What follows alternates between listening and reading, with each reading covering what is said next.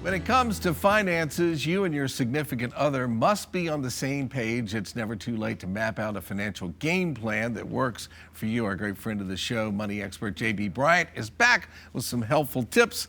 I see our topic today is love and money. And money. Yes. Not love of money. Right, or not love in money. That's love right. and money. Not love Not in, love but for love. money. That's right. It's love and money. And family and love. And love and money can go together. Okay. And if you And you're going to tell us how, that's right? And Okay, good. Family finances are very important. And as last week we talked about just love, but now we're going to talk about just money and bring that whole Valentine's thing and money together in talking more. There was a survey done by TD Bank, and they said that the happy couples, they asked like which couples are happy, and 90% of the couples that were happy, Bill, they said that they talk about money at least once a week. So and they're happy? And they're happy. they're probably, look, and 95 of them are very rich right now. Yeah, I was going to say. But that's just a joke. But 90% of the happy couples said that they did talk about money at least once a week. And unfortunately, the couples that said that they were unhappy were those who said they felt that they had waited too long to start talking about money. Okay, so you got to communicate. Yes, you've got to communicate. And know everybody's on the same page. So that's step one. And then how do you grow your money? Just talking about it's not going to make it grow. And that's a key question. How do we want to grow our money? Because it's easy for couples to decide that we do need to save. But a key point is for couples to think about how to grow, how to invest their money. That's that next step past saving.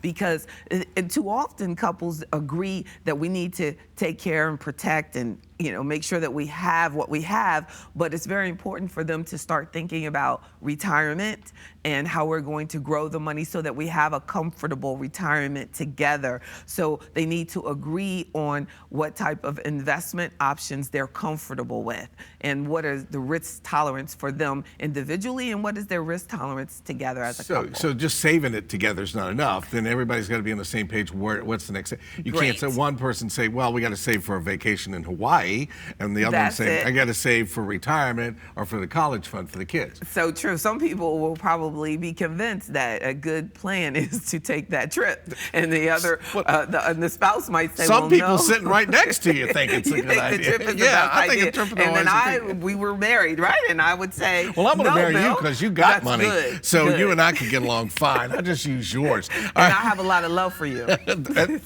Thanks. That's our segment for today. Exactly.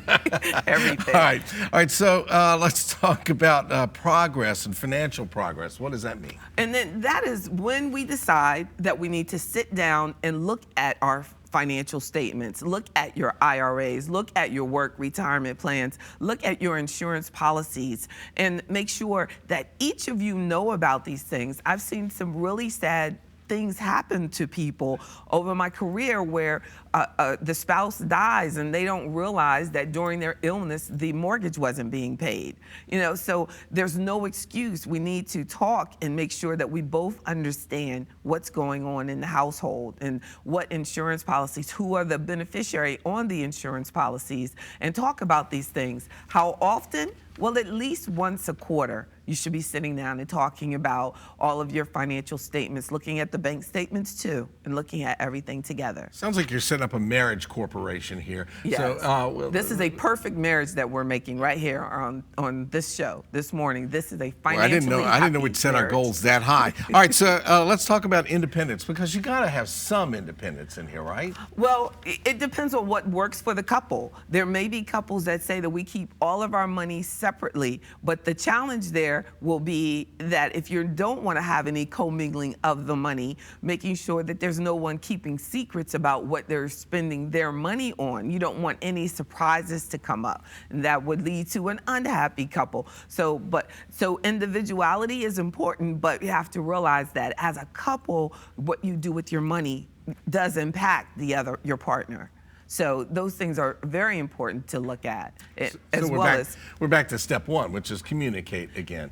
So even if you're not putting it all in one pot and dealing with it like that, if you're keeping it separated, you got to communicate. Say, okay, here's what I do with mine. What did you do with yours? And not just talking, because they probably are comfortable with talking about it, but communicating in this example is taking it a step farther and actually looking at your statements, looking at what you actually have, and then going into budgeting and actually saying, do we need to have a detailed budget?